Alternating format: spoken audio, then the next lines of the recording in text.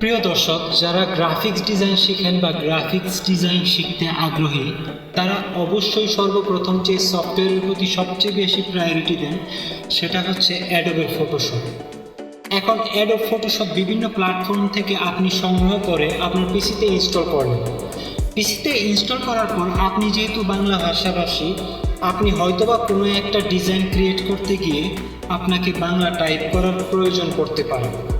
সেই ক্ষেত্রে আপনি একটি নতুন ফটোশপ সফটওয়্যার যখন ইনস্টল করে বাংলা টাইপ করতে যাবেন তখন ফন্ট ঠিকভাবে কাজ করবে না। যেমন আকার বর্ণের সামনে চলে আসবে অথবা একার বর্ণের পেছনে চলে যাবে, এইরকম কিছু সমস্যায় পড়বেন।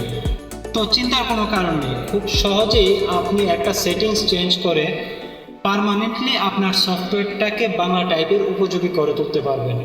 তাহলে চলুন আমরা সেই সেটিংসটা দেখি, কিভাবে আমরা আমাদের সফটওয়্যারটাকে বাংলা টাইপের মতো পার্মানেন্টলি সেট করব। সর্বপ্রথম আপনি আপনার ফটোশপ সফটওয়্যারটা ওপেন করবেন।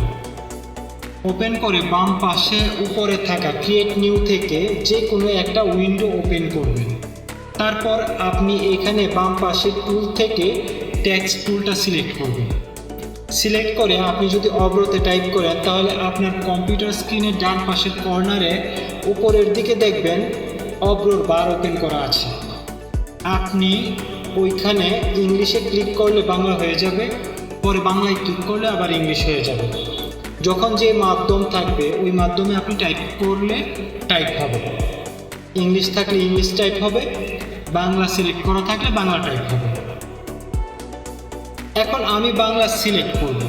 আপনি চাইলে কিবোর্ডের F12 প্রেস করেও আপনি বাংলা সিলেক্ট করে নিতে পারেন, আবার F12 সিলেক্ট করলে ওইটা ইংলিশ হয়ে যাবে।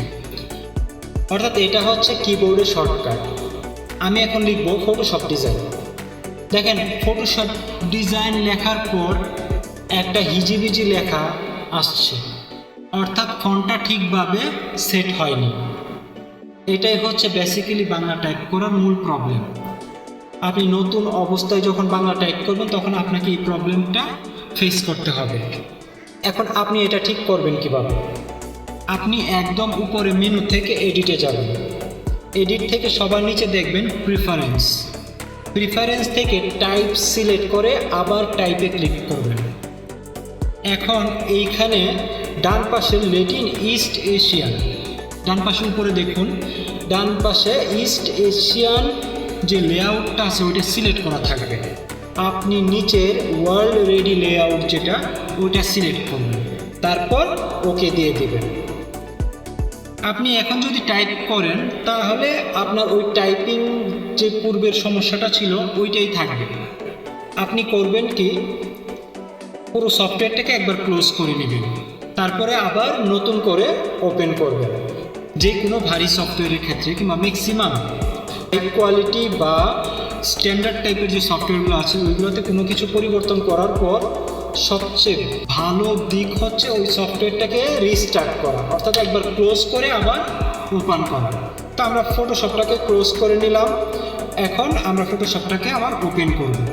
আমরা এবার ফটোশপটাকে নতুন করে ওপেন করলাম।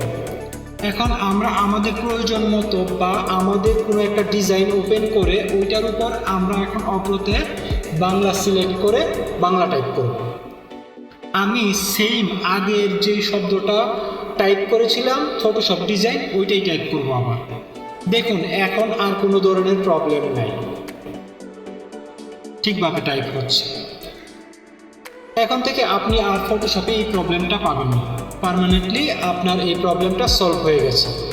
আপনি এখন স্মুথলি বাংলা টাইপ করতে পারবেন। আশা করি বন্ধুরা এই ভিডিওটা আপনাদের অনেক উপকারে আসবে, বিশেষ করে যারা নতুন অবস্থায় এই জিনিসটা জানতেন না। আপনারা এটা সিলেক্ট করে নেন, আপনাদের সেটিংসটা পার্মানেন্টলি চেঞ্জ করে রাখেন। বন্ধুরা এইরকম অনেক দরকারি আর উপকারী টেক রিলেটেড টিউটোরিয়াল নিয়ে আমি আপনাদের পাশে থাকব। আশা করি সবাই ভালো আছেন, দোয়া করি সবাই ভালো থাকবেন। আল্লাহ হাফেজ।